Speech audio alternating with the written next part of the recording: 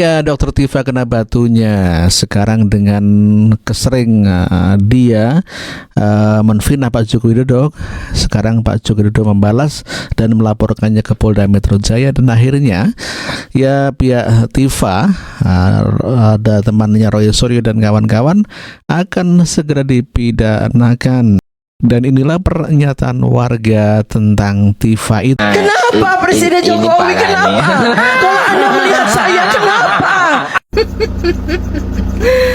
Tiba-tiba mulut manis yang berbisa, mengataskan nama rakyat. Rakyat mana? Yang para lansia itu, yang menjadi tungganganmu dan transportasimu, yang disuruh koar-koar, hanya sekedar ijazah aja.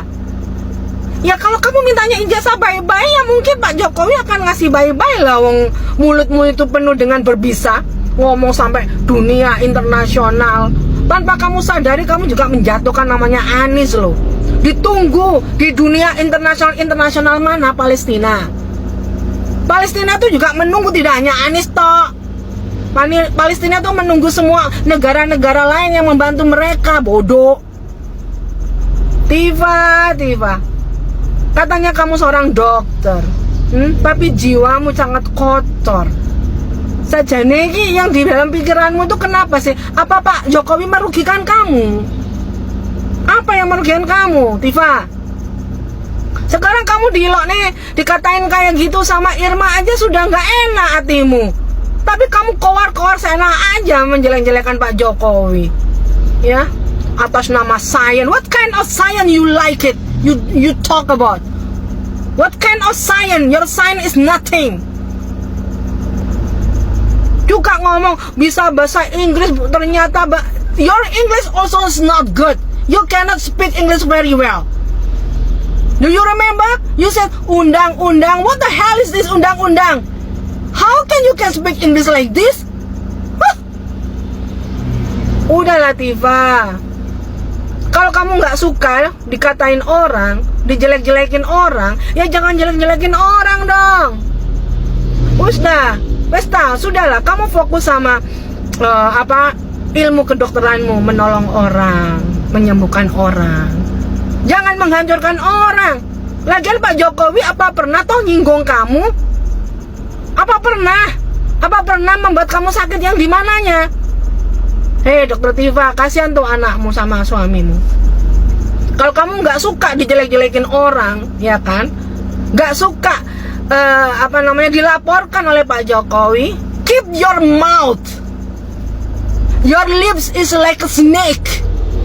Do you understand that? You can speak English or not? Your mouth is like a snake. Your lips is snake. Your lips is like a poison.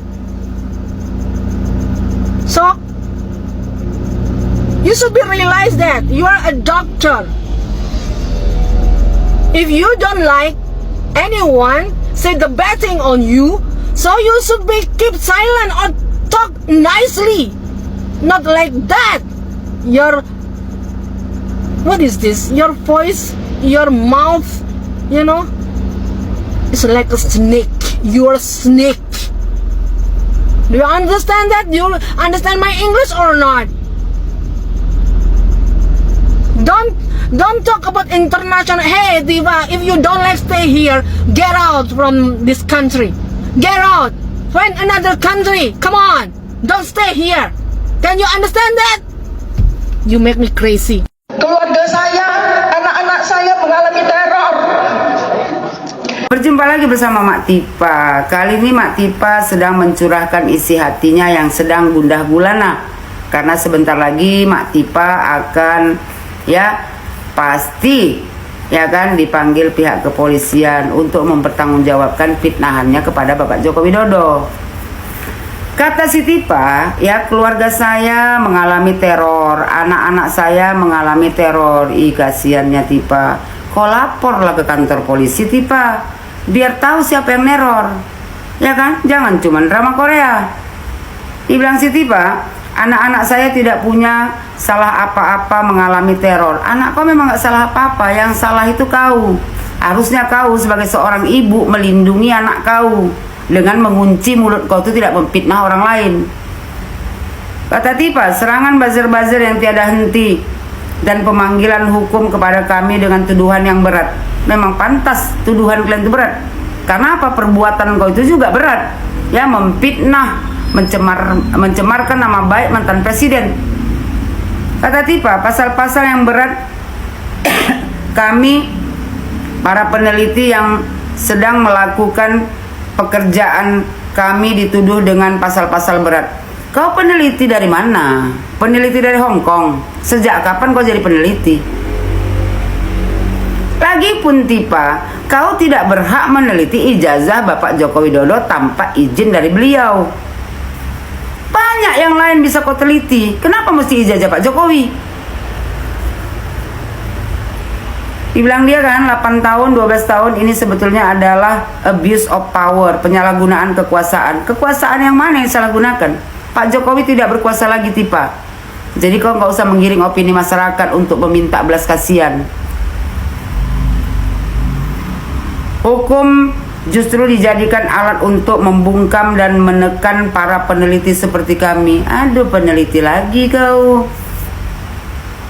Bukan untuk menegakkan keadilan, aparat negara lebih cepat mengusut kami ketimbang menindaklanjuti berbagai kejanggalan-kejanggalan dokumen. Bukannya Bareskrim sudah menjelaskan, semua dokumen sudah diperiksa dan dinyatakan Bareskrim bahwasanya ya ijazah Jokowi asli.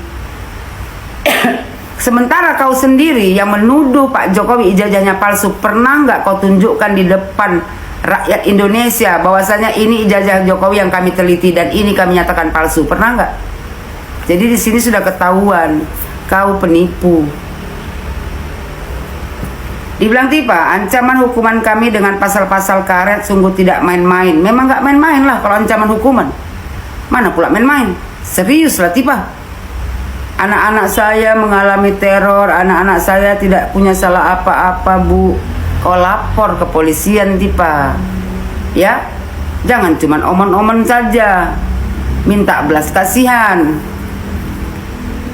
Dibilang Tipa lagi, jelas apa yang dilakukan oleh Joko Widodo.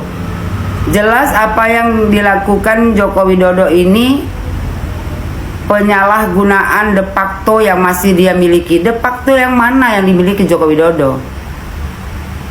Belum selesai fitnahan satu, masuk fitnahan yang lain. Kau ini memang mulut kau tukang fitnah. Uang-uang yang berasal dari uang-uang kita dia pakai untuk membeli hukum. Enggak fitnah lagi kau. Ada bukti nggak kau Pak Jokowi memakai uang rakyat untuk membeli hukum? Memang kau ini manusia apa kau ini? Harusnya kalau salah itu Tipa ya gentleman mengaku kesalahan. Bukan kayak kau malah membuat fitnahan baru. Kata dia untuk menghukum kami, Pak Jokowi membeli hukum ya dengan uang rakyat untuk menghukum dia. Bengak kali cara berpikir kau. Semangat Bu, kata yang lain. Itu cuman ngomong aja tuh Tipa. Kalau udah masuk kan di dalam, dibesuk dan tidak kau.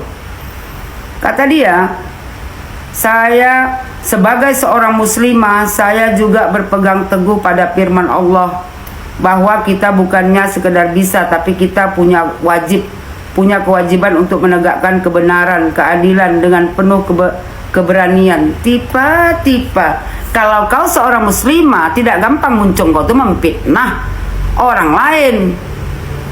Tidak ada muslimah yang baik ya memfitnah mantan presidennya. Dibilangnya apapun yang terjadi di depan sana, insya Allah akan saya hadapi. Ya memang mesti kau hadapi. Berani berbuat, berani bertanggung jawab. Semangat saya adalah semangat Siti Masito yang rela digoreng Fir'aun untuk menegakkan akidahnya. Tipa, jangan kau samakan diri kau dengan Siti Masito. Ya, kau ini tukang fitnah. Sementara Siti Masito menegakkan akidah, mengakui bahwasanya Tuhannya Allah bukan Fir'aun. Jangan kau pikir Jokowi akan kau giring lagi opini masyarakat seolah-olah Jokowi Fir'aun. Jokowi itu muslim Tipa. Ya, Jokowi itu tidak tukang fitnah. Kau ini cocoknya ya Kau tuh sama seperti istri Abu Lahab. Siapa namanya? Ummu Jamil. Itulah yang cocok sama kau. Kalau mau kau sandingkan diri kau dengan Siti Masito, jauh laut tipa. Perasaan muslimah, seorang muslimah yang baik tipa tidak memfitnah orang lain, tidak menebarluaskan kepada seluruh Indonesia kebohongan, tidak menggiring opini masyarakat untuk membenci mantan presidennya. Ya, itu yang selama ini kau lakukan. Apakah cocok kau dipanggil seorang muslimah? Penampilan kau aja muslimah, tapi kelakuan kau itu ya sama seperti istri Abu Lahab. Sadar diri tipa, kau hadapi kenyataan. Kau tunggulah sampai di pengadilan. Mudah-mudahan perbuatan kau ini ya kan bisa menjerat kau ya seberat-beratnya. Dan aku berharap nanti kalau kau sudah masuk jeruji besi ya kan, kau tuh bertobat, tidak lagi memfitnah orang lain. Dikit-dikit ya kan peneliti menyari keadilan, kebenaran. Udah jelas tukang fitnah. Mau nyari keadilan apa kau? Lagipun peneliti kok meneliti ijazah orang. Sayang kau, sekolah kau tuh tak kau pergunakan dengan baik.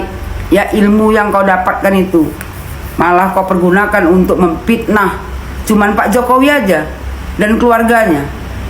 Kalau nggak ada kebencian dalam hati kau, nggak mungkin cuman Pak Jokowi dan keluarganya aja yang kau serang. Apa itu yang menunjukkan kau seorang perempuan muslimah? Buat seluruh Indonesia ya, terutama perempuan, kita ini ya kan bakal jadi ibu, yang sudah jadi ibu ya kan, tolong jaga lisan kita, karena lisan kita binasa. Contohnya si Tipa.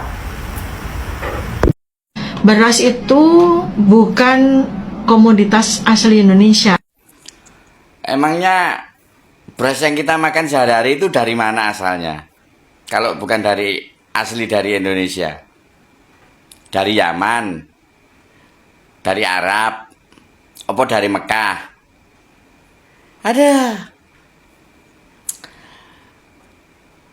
Kalau yang kamu minta, yang kamu inginkan, kita itu makan beras asli dari Indonesia, beras purba yang kita punya. Ya, yang kita punya. Yuk Tifa, Dokter Tifa. Wetengmu iku selak kaliren. Ya, kamu tahu. Beras-beras purba itu beras-beras tanaman padi asli, bukan beras ya, tanaman padi asli Indonesia itu. Kalau ditanam umurnya itu berbulan-bulan, ada yang 6 bulan, ada yang 5 bulan, ya bahkan 7 bulan ada. Di pedalaman Papua, di Jawa Barat juga ada. Tapi umur panennya itu panjang. Makanya direkayasa, dikawin, dipersilangkan dengan jenis-jenis bibit yang unggul juga, tapi genjah, usianya pendek, dengan harapan 1 tahun bisa panen 2-3 kali. Dengan beras purba, beras tanaman padi yang masih asli, itu setahun paling bisa panen sekali gitu loh. Nah, kalau setahun bisa panen 2-3 kali, stok beras dan lain sebagainya nggak akan kurang gitu loh. Lah wong kon beras telat titik wis bengok-bengok, arep mbok kon nanem padi purba maneh, pakai ya. Manusia diciptakan oleh Tuhan itu dikai akal, ya. Akal suruh menggunakan, direkayasa supaya nggak kekurangan makanan, ngono lho. Asalnya ya tetap asli Indonesia, hanya saja dipersilangkan dikawinkan beras asli dari pedalaman Papua sing panjang, apa bulirnya gede-gede tapi umurnya panjang. Kelemahannya dikawinkan silang mungkin dari Jawa Barat, muncullah IR64, muncullah Ciherang, muncullah membramu. Ngono lho yuk, nek gak paham iku. Kok aslinya juga dari Indonesia. Agar cepet panen, kita bisa nggak sampai kekurangan pangan, makanya direkayasa, dimainkan akal yang diberikan oleh Tuhan. Terus kongkon sing pancet mikir kolot gitu, nandur pari sing asli dari pedalaman Papua, umurnya 7 bulan baru panen ngono ta. Modelmu ini cara berpikir yang mundur gitu loh. Wong kita itu dituntut berinovasi, berkreasi agar bisa mengikuti perkembangan zaman. Nek manut dirimu ya situ kaliren wetenge. Ngono kok. Aduh, wis. Padi gogo yang kamu maksudkan bukan padi gogo. Gogo itu adalah sistem tanamnya. Dokter Tifa tak kandani ya. Kok ini biasa unjuk rasa soalnya makanya sok pinter. Itu sistem tanamnya. Diarani padi gogo itu tanamnya tidak disemai ya, ora di apa jenenge disemai dulu terus diambil lagi ditanam lagi, tidak. Itu ditajud. Kering seperti nanam jagung, nanam dele. Itu namanya sistem gogo. Dokter Tifa, bukan padi purbanya. Sistem tanamnya itu sistem gogo jenenge. Karena ditanam dengan tidak menggunakan banyak air seperti yang biasa kamu lihat. Ngerti? Lah wong ora tahu sapa galengan kok adek muni pari barang. Sor sawo, bakul kembang, nyel wong tani. Baik, kita mulai ya, rekan sekalian. Assalamualaikum. Lah tenan to. Entuk klambi Sopi.